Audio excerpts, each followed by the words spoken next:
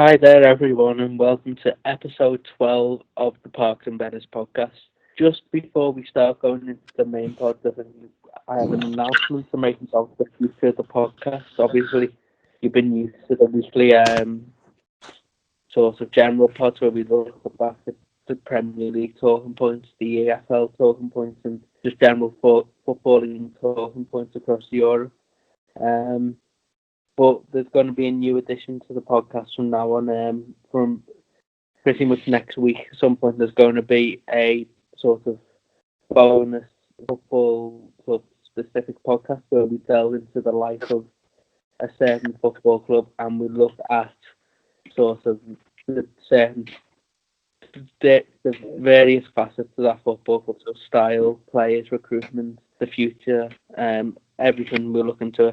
We'll be starting next with Burnley because obviously I put Brighton down in Aaron's name and Burnley down in my name, and Burnley won by 76% or something like that. And so I'm taking that the people want to listen to Burnley, so we'll do Burnley first, then Brighton. But yeah, that's something we will be doing from now on. Really, is discussing other clubs and what have you. But I'm glad to say this is just a general pod today, and along with Aaron, I'll go through in a minute, we're joined by the infamous. We're normally used to the weekly Alfie Jones updates, but we've got him here today. Alfie, how you doing, pal? I'm not doing too badly considering West Ham's recent form, so I'm doing all right. You're doing all right. That's good to hear, mate. Is Everton Street still triggering you? Slightly, but not as much as he was at the start of the season. That's not what we like to hear. Aaron, all good? Yeah, looking forward to this as always. Good, good. So we will start because I feel like it's become a feature now, and I feel like I've got to do it at this point of the podcast. We'll start with the obligatory Watford update. Aaron, how did your boys get on? It was disappointing in a specific aspect of the game. We played fellow relegated side Bournemouth. Always a feisty game between us and them. There's always something that happens, and most of the time it involves the referee. It is, for me, comfortably the worst refereeing performance I've ever seen. 2 minutes into the game, Lloyd Kelly hacks down Ismail Assar, one of the most obvious red cards I've ever seen, and it's not given. He gave a yellow card, and that sets up a theme for the rest of the game. I counted, I think, five opportunities to give a red card to one of their players. We ended up with more yellow cards than they did, which was just ridiculous. And it's a shame because, for me, it was the perfect performance from us. Certainly the most complete of the season. Defensively, we were fantastic as we have been all season, but going forward, we were massively improved in the first few games of the season. Ismail Assar tore their defence a new one. Steve Hepuriza, until he got injured, was fantastic. And for us not to end the game with all 3 points was just massively disappointing because I thought we deserved it. Bournemouth played well, but it was just the manner in which they managed to equalise, with Lloyd Kelly playing a pivotal part in the equaliser. It made it massively disappointing that we couldn't get all 3 points, but it was still a good result. I would have taken a point before the game. It's just the manner of which that we can get it done. But we've got Wickham on Tuesday night, so that's a good opportunity to get back to winning ways. Yeah, I think Watford are going along nicely this season. I think I've been really impressed with what Vladimirovic has done at Watford so far in terms of the organisation and I'd call it being smart about how he's gone about his business. I think if you look at managers who took the teams down in the past, I think they go and they sort of go and they think, right, we're the best team in this league, we're going to sort of throw everything at it, attack it, even if we're not quite 100% at it. And then there's somehow 15th in December and they wonder how. Whereas I think Vladimirovic, what he's done is gone in, looked at what he's got and just got the best out of it. I think Watford have got quite a big squad full of players who they brought in this sort of window to try and get them out the Championship, and then a lot of players who were left over from the Premier League days who I would argue are way too good for the Championship. So I think once it all comes together in terms of the attacking fruition as well as sort of the defensive rigidity, I expect Watford to win the Championship comfortably.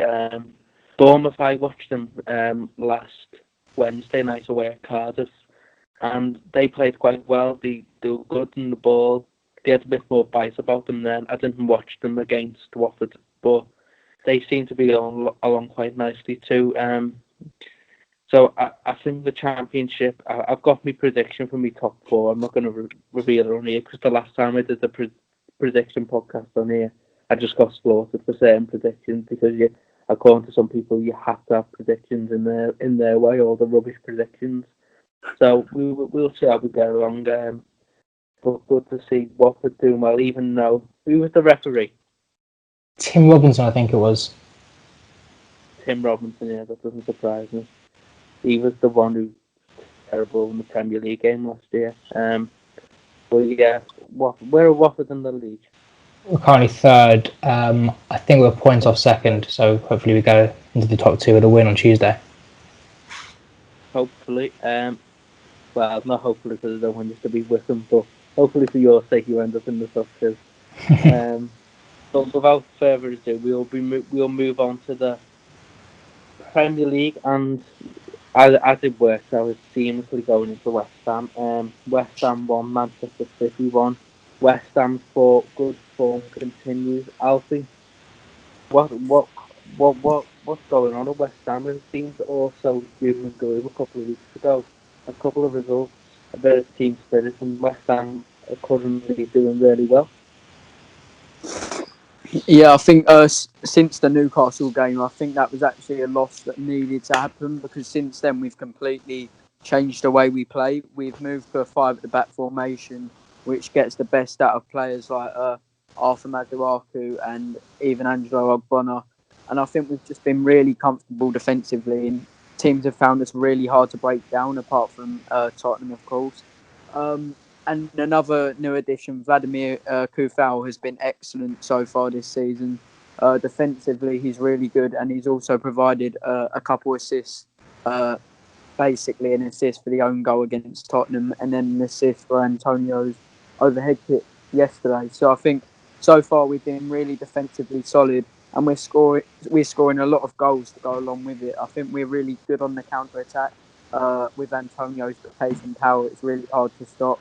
And Jarrett Bowen has been one of the best wingers outside the top 6 so far this season.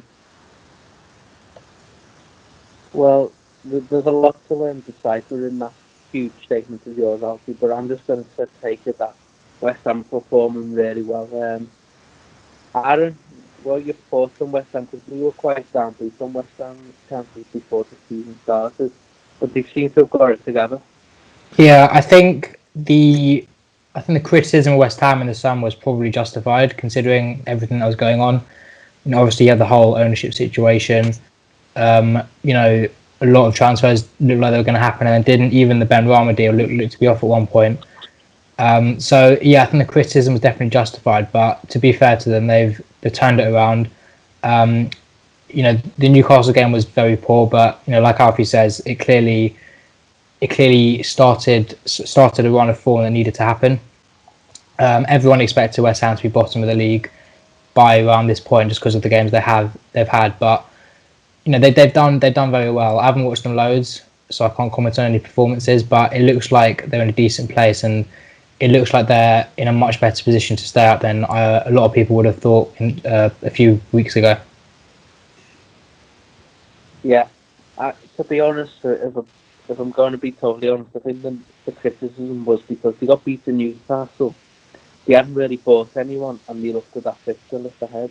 But I think if we're being honest, really since January, I think we've all got to admit David Moyes has done a fantastic job at West Ham in turning the team that just wouldn't run for Pellegrini to a team that's committed, well organised, and then had some really good patterns to play also in the final third.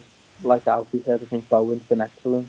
Antonio, Declan Rice, and someone that's really stood out for me As I say, I think I'm getting this right. Vladimir Kufal. I think he's been excellent so far at right back. Alfie, you'll know a bit more about him, but am I right in saying he's been one of West Ham's best players? Yeah, he's been really good defensively, and he's got he runs a lot as well, which is a good thing. Moyes has brought in. All of the players he's brought in cover a lot of distance, so that's helped us a lot. Yeah, I completely agree. I think Kufal, I think I've heard 74 different pronunciations of this name. I'm sticking with Kufal. Done really well. Really like the look of him, and I think he was someone. I'm really surprised he just allowed to go to West Ham so easily because he looked really good. But like I said, West Ham, I think there's been a lot of negativity around that place, and rightly so, due to the disastrous ownership situation there. But fair play to the team and to Moyes for making the best out of a bad situation. But a team I really do in my head in at the moment are Man City and their refusal to pass the ball forward. I think if we're being honest now, the jury's been out for a few months now, Pep Guardiola, but I'm bringing it in and I'm saying that his talent I think for defenders is the worst I've ever seen ever. I think the three of us could pick better defenders. But what he, and I'm going to go as far as saying at the moment, the past year, he's done a horrendous job. Aaron. It's a shame to see how it's going for Man City at the moment, because Pep Guardiola has been such a big success at that football club. But I think it's safe to say this is probably going to be his final season at the club. It doesn't seem to be going right for him. And, I didn't watch them against West Ham, but I did watch them against Arsenal, and they seem to be playing a particularly dull style of football at the moment. I think it's probably because they're just passing too much. They're not getting enough shots away, or whatever it is. Ultimately, they're just not the same team they were 2 seasons ago. And yeah, it comes down to a number of factors. The recruitment of defenders, the amount of money they're spending, whatever it is. It's just not happening for them at the moment. So I think they're probably going to have a fresh start next season. Yeah, well, I think they should, because at the moment I think it's just really bad. They would have easily put a couple past West Ham a few years ago, and a few other teams he played since, but they're nowhere near at the moment. And the way the league's going at the moment, I don't know who's going to win the league, and they still could win the league, considering that no one's really, well, except us really, even though we got beat today, but considering anyone else has had a really positive start. But at the moment, they look miles off it. Alfie, do you offer any thoughts on Man City? Yeah, they just look nowhere near the team they were a couple of years ago. I think the loss of David Silva and Vincent Kompany are two huge losses. I don't think people quite realised how crucial they were to this City team, because you could argue they were past their best. But I think their leadership and what they offered in the dressing room, as well as they pulled people through in crucial times, I think it really helped City. I don't really see a leader in that team at all, apart from De Bruyne, and I just think they lack motivation at this moment in time, and I think Pep's lost his motivation a little bit as well. Fair enough. We'll move on to the next game now. Fulham 1, Crystal Palace 2. Now, for a team that is so desperately boring to watch and they can't get another point, and how are they getting points? And it's not fair they're getting points. They're on 10 points now, top 7 in the league. And I don't care about your hipsters and naysayers. Roy Hodgson's doing a fantastic job at Crystal Palace. As for Fulham, another game, no win. He looked a lot better at the weekend from when I've seen them, but they still look toothless. Aaron, offer any thoughts on that game? It seems to be just another standard Palace victory. There's a 1-goal margin. They're just grinding out results, is what it looks like at the moment, and that's classic Roy Hodgson. I expected them to be comfortable with the season. They're currently 8th. They'll probably be a bit lower in the table come the end of the season, but I think they'll probably be comfortable, and it all starts with grinding out these results at the start of the season. We all know that they want to play, or the fans at least want to play a more attractive style of football, and it's I've said it for a while. It's simply about transitioning correctly. If they can be in a good place come the end of the season to transition forward with a different style of manager, because Roy Hodgson's not getting any younger. He's probably going to leave at the end of the season. then that'll be fine for them. But yeah, it's just about being comfortable, surviving this season, and seeing where it goes from there. As for Fulham, they need to start getting points on the board. No disrespect to Palace, but they are probably one of the sides that Fulham would look at to try and get their first win of the season, especially at home. I know they aren't fans, but you still got to win your home games. I didn't watch them, but yeah, it's just not looking good for Fulham at the moment. So it's interesting to see if they start picking up form. See maybe Scott Parker, if maybe Scott Parker will lose his job. Whatever happens, something needs to change for Fulham. Yeah, as when we were on last week with Teddy, we were saying that you probably do need to bring in a take-back control manager and just grind some results out. We just watched the game in Spain, Granada and Getafe. I think you should take one of them two and just sort of grind it out because they both know how to defend, and I think Fulham. I watched the game and my thoughts on it was the first 20 minutes he had 85% possession, something like that. He was knocking it around lovely. He was getting into good positions. Lookman was getting on the ball. He was getting up the pitch. But as the game went on, Palace broke once and he scored, and then from then Palace can work from their shape. And Fulham after the game to Palace, and Palace broke. He got a second and won the game. It was that easy for them. Fulham aren't making it easy for themselves. Alfie, any thoughts on Fulham 1, Palace 2? Yeah, I'm in agreement with both of you. They need to get Scott Parker out immediately. He's so out of depth in the Premier League. He's like a cat on a Christmas tree. He's just so out of place. I don't think Fulham's squad is great. I think they lack goal scorers.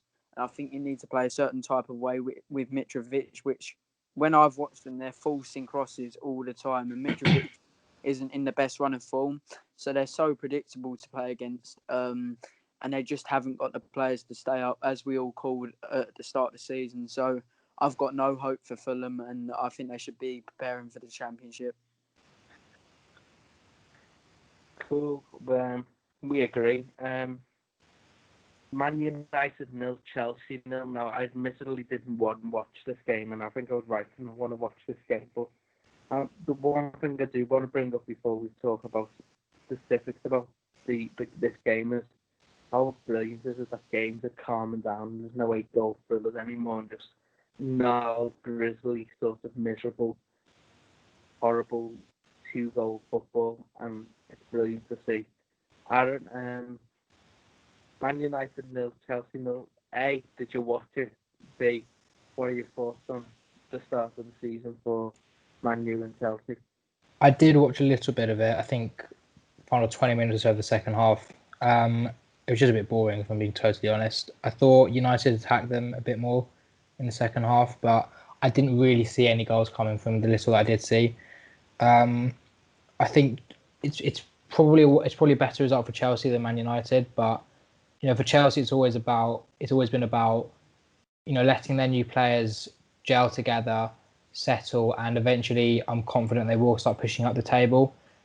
We all know that Frank Lampard's probably not good enough for Chelsea at this point in time, but that doesn't necessarily mean they're going to fail with him in charge. I do think he's got a bright future as a manager, so I do fully expect Chelsea to push into the top 4 at some point in the season. Man United, on the other hand, is a completely different story. I think Solskjaer normally seems to get compared to Frank Lampard and Mikel Arteta, but people forget he's been in management for about 10 years now, and he hasn't really done anything with it. There's no chance on earth that he's good enough for Man United. And while I don't expect them to be 15th come the end of the season or anywhere near there, it's not looking good for them. For me, I think they probably needed to sign another defender. They didn't do that, and I don't expect a particularly amazing season from them as long as Ole Gunnar Solskjaer is in charge. Me neither. For me, I think obviously we discussed this before, but I just don't think while either of these managers are in place for Chelsea and United, they'll ever be a teams. And by that I mean, if we were playing, or if any of us were playing United or Chelsea on, let's say, Wednesday night, we wouldn't be fearing it in the same way as we would have done 10 years ago. Now, that's not to say that neither of them can make successes of this season. It's just they're never going to take the next level into the top two. Either of them may well finish third, and that's fine, but ultimately, isn't the aim for United and Chelsea to win the league? I don't know. I don't think he will do with the current managers, but we'll just have to see. Alfie, did you watch the game, and what are your thoughts on Man United and Chelsea? Unfortunately, I did watch the game. I attempted not to fall asleep, but I was close on a few occasions. The first thing I'd like to say is Daniel James is one of the worst wingers in the division. He's clueless, isn't he? He just runs into people. He's got pace, and that's it. You might as well have Sonic the Hedgehog running down the line because he is awful. How he gets in the team ahead of Donny van der Beek bewilders me. It's ridiculous, really. And I do think Chelsea's new goalkeeper, Mendy, had a really good game. He seems like a much better keeper than Kepa. And it's a position Chelsea have needed to strengthen for a while. I don't think they've had anyone capable of playing the role since Courtois left. And Mendy looks to be that man. So hopefully, well, not hopefully, I don't really like Frank Lampard, but for Chelsea's sake, hopefully he carries on playing that in that way. I thought Chelsea looked really good defensively. I thought United were okay too, but I would say overall Chelsea probably deserved the points more than United. I think Thiago Silva had a really good game, and Ben Chilwell, despite the fact I've slated him a lot in the past, he seems to be playing really well for Chelsea so far this season. So long may that continue. Hang fire on that. We will see about that. Give her a few more weeks, and Ben Chilwell will just become Ben Chilwell again. Honest to God, I think I'd rather have bloody Magai Gay left back than Ben Chilwell. Jesus. We'll move on because I don't particularly like either of these teams, and I think the sort of enthusiasm I'm showing talking about this game is probably something akin to someone watching the actual game. So we will move on to Liverpool 2, Sheffield United 1. I did watch this. I thought it was much, much more like Sheffield United. But Jesus Christ, why on earth do they keep playing and buying strikers who can't score and can't bloody hit the pound over a banjo? Gee, it's ridiculous how they just have strikers who cannot score goals. It's really frustrating. Aaron, we'll start with whoever you want, Liverpool or Sheffield United, but they are my observations of that game. Yeah, I do think Sheffield United looks a lot more like they were, but it is true they missed too many chances, and I do think they are probably going to rely on Brewster because I don't think McBurney is a terrible striker, but I don't think he's ever really been a top finisher. And apart from him, I can't really think of any other strikers that they've got that screams finisher to me. So yeah, I think the performance is probably a better. It's probably more of a positive for them considering the start to the season that they've had. And it'll be interesting to see if they start to push out the table, if they start to maybe take these chances in the coming games. But yeah, it's still looking pretty poor for them considering that they're 19th and they still haven't won a game. But like I said, it'll be interesting to see how they do in the coming games. Liverpool were probably better.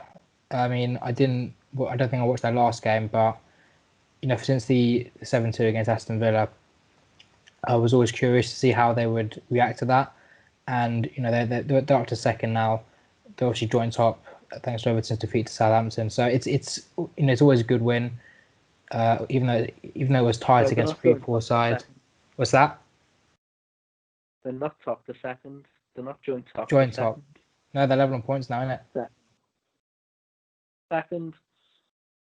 Second, whatever you like. Yeah, it's just simply a good win for Liverpool. So that's what I'll say on them. Yeah, Alfie, Liverpool, who are second in the league, and Sheffield United, who are 19th in the league. Give me your thoughts. A game that I decided not to tune in to, and thank God I didn't. The first thing I'd like to say is the penalty Sheffield United got was ridiculous. and I was quite frankly disgusted that VAR gave that. I'm not even sure it was on the line, let alone in the box. And I don't think it was a penalty. I think it was really disgraceful officiating, and Sander Berge should have missed on purpose. No, I'm joking, but yeah, I don't think it was a penalty.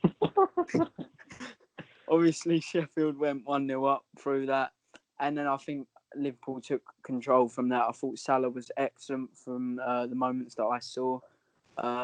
Trent yet to deliver an assist this season, which is quite annoying for my fantasy team since the Leeds game. Sorry. And I just think Liverpool definitely deserved the win. Firmino getting a goal, very rare indeed. But yeah, Liverpool probably deserved it. Sheffield looked a little bit more like the Sheffield of last season, but I just hope they get relegated. Right, okay. We'll move on to my favourite game of the weekend, Southampton 2 Everton 0. What a lovely game this was. Picture up and just keep watching it. No. Really frustrating from Everton's point of view. It was a game, ironically, though, that I thought if we'd got that first goal, I think Sigurdsson, obviously, we had a couple of chances early on, I can't remember now, but I remember Gilsey had one. Hammers with a free kick. One of them going. The game's a bit different. Obviously, we don't take any of them. They get the first goal, and then it was a pretty much a mess from there on in. And then saying that, Southampton were excellent, and I expect them to continue to do good things. As for us, flipping the road, we'll have to just move on to the next game. Really frustrated. We keep getting players sent off, even though that was slightly dubious, but he shouldn't be putting his foot in that position anyway. You move on and hope you beat Newcastle, and then the machine keeps rolling. Aaron, Southampton, Everton, take it away. I think a good run of form always is going to come to an end eventually, and there is no surprise to me that comes for Everton away at Southampton. Southampton are a good side, and I've said plenty of times how much I rate Hasenhüttl. So yeah, Southampton did very well for me. They're unlucky not to go 3-0 up with that disallowed goal in the first half. But Everton were particularly poor, especially compared to recent games. It's clear how much they miss Richarlison. I think you tweeted it earlier, Owen, about how without Richarlison there wasn't really anyone with pace to run in behind. And that was. So yeah, so it was clearly lacking. They had more kind of technical players with Iwobi and Rodriguez as opposed to just a simple direct winger. This sort of performance won't last, I'm sure. It was just an off day. As for the red card, it's definitely a controversial one. It's certainly debatable because I completely see both arguments, both sides of the argument. The challenge itself was a pretty poor challenge. You shouldn't be putting your foot there, and it was studs on the ankle and all that. But ultimately he didn't mean it. He just ran and accidentally caught him. So I see why the referee sent him off, but I also understand if he didn't give a red card.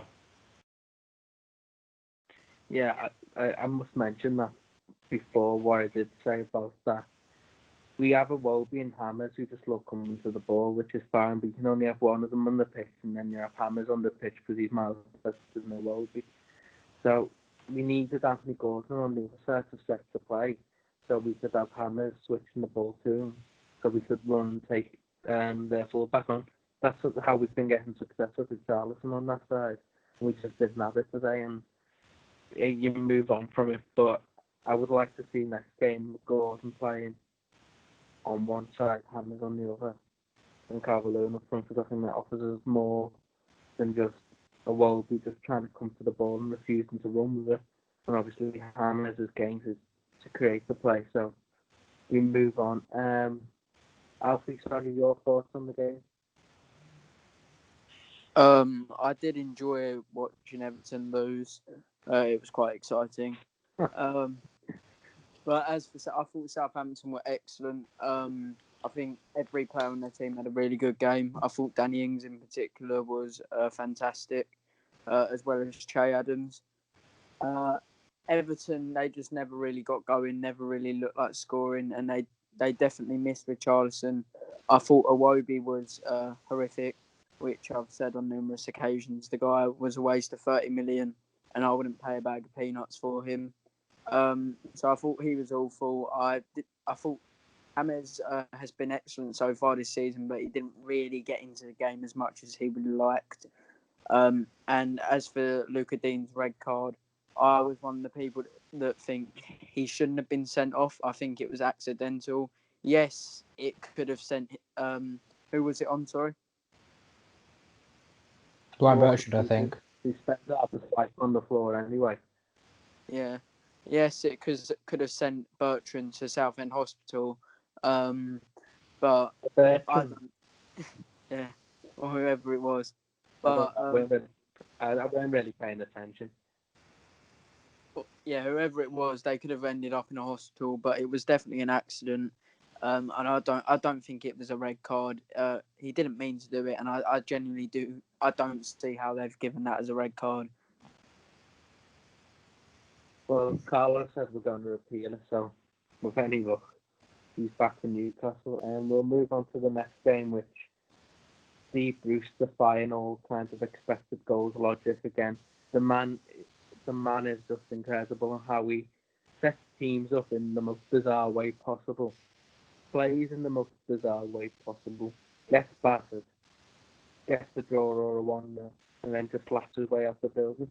The man's hilarious. People might call him a football terrorist. I call him a hero. What a game.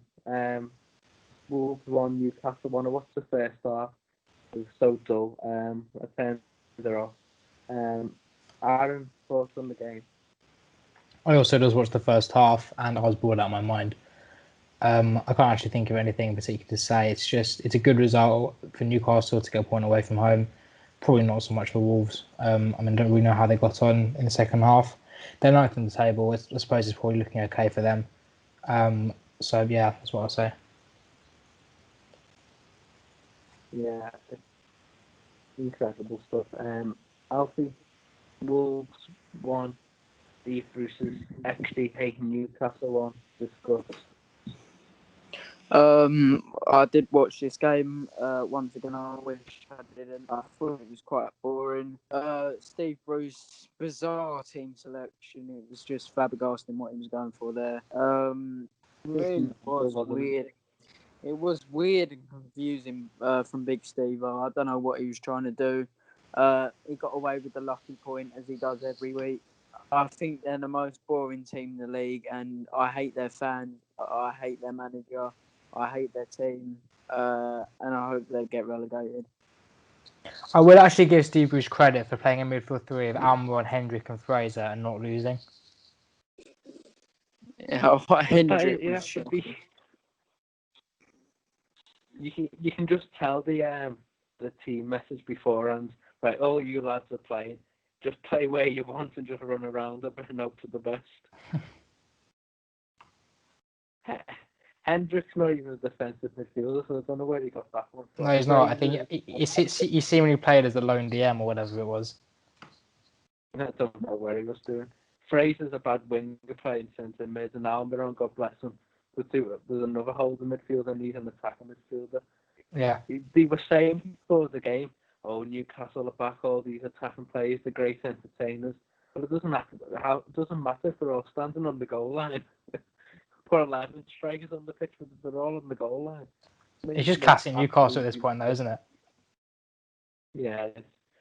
There's no rhyme or reason what they do. They just get points, and fair play to them. I quite like Steve Bruce, but some of his team selections drive me in. I think Joe Litton, when the Czech flash goes in the second half, Joe Litton was centre mid at one point. It was just mental. It does what he wants. Well, hey, we're in Newcastle and the league. They'll probably be mid-table, innit? They are currently 14th. Yeah, that's not too bad for Newcastle. I thought they were Ivan. I thought I was going to make a point, man. Despite the fact they're getting battered, they're still doing well. But yeah, they're doing okay. Where are Wolves? 9th. Yeah. Yeah, I'd expected them to be a bit higher, but they've had a few good results lately. They look solid. I expect them to improve. We will talk about Arsenal, Leicester, but I don't even know the score. Leicester have gone 1-0 up. As of right, Son. Jamie Vardy scored We've in the scored. 80th minute. The last time I checked, Leicester hadn't even had a shot. Well, they have now had 5 shots. They have now. I'll tell you what, they really took them on, haven't they? Arsenal, mad one.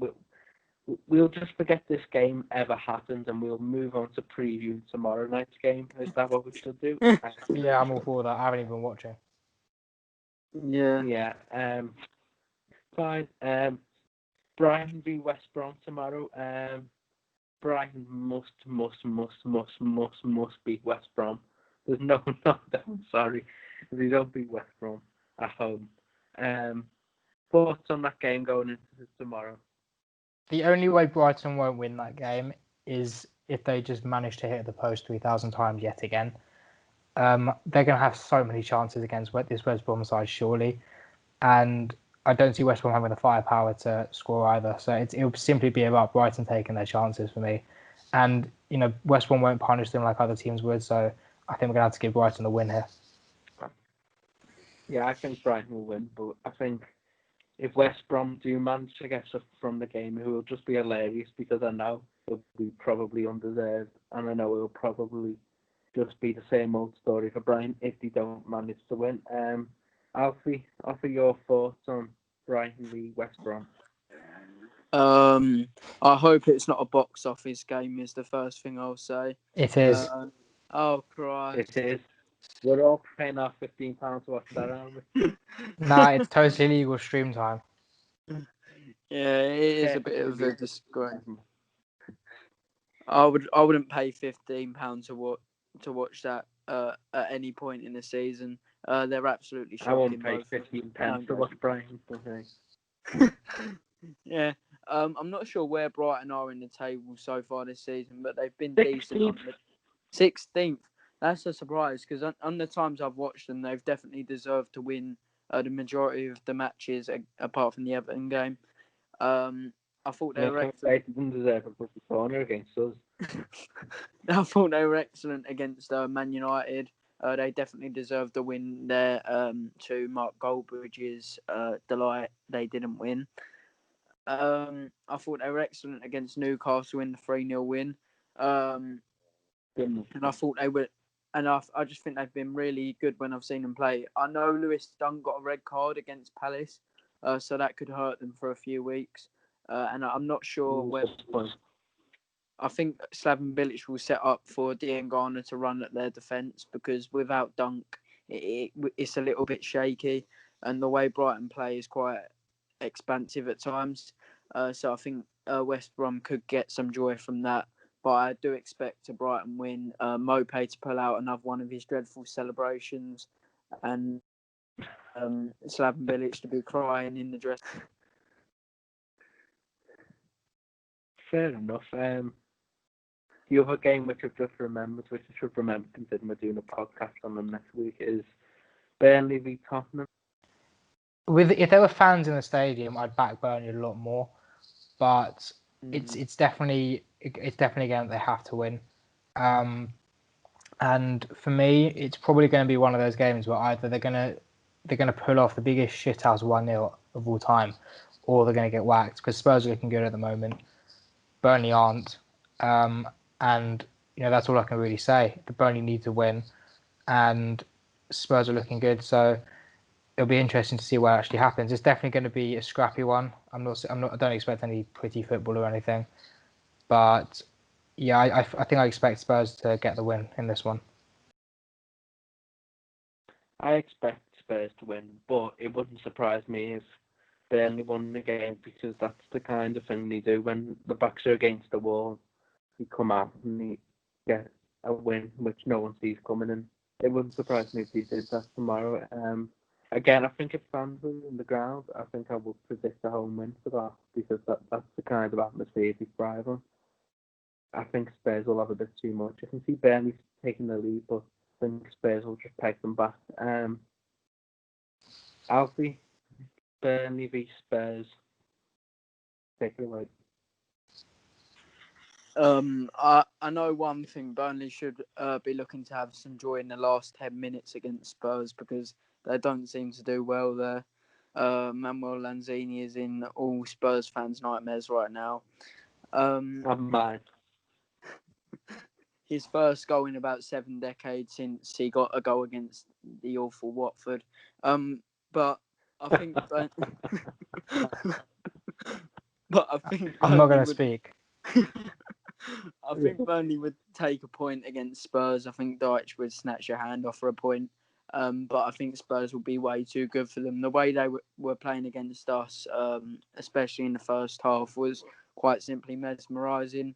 I think at his best, Harry Kane's probably the second best footballer in the league. I think he's fantastic. I think Son's really hard to play against, and he's just excellent going forward. Well, if we're being honest, Alfie, it's either Kane or Andrei Yarmolenko, who's amazing, apparently.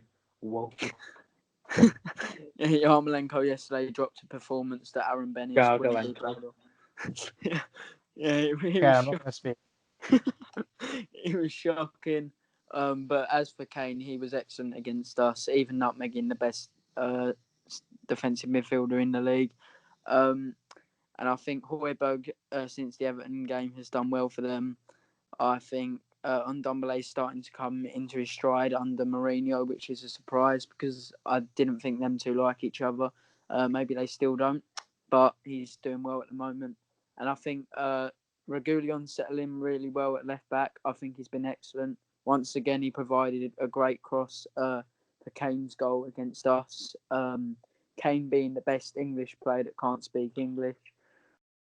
But overall, Tottenham are a really good team at the moment, and I expect them to beat Burnley. I'll go 2-0. Sorry, Sean Dyche, if you're there, but 2-0.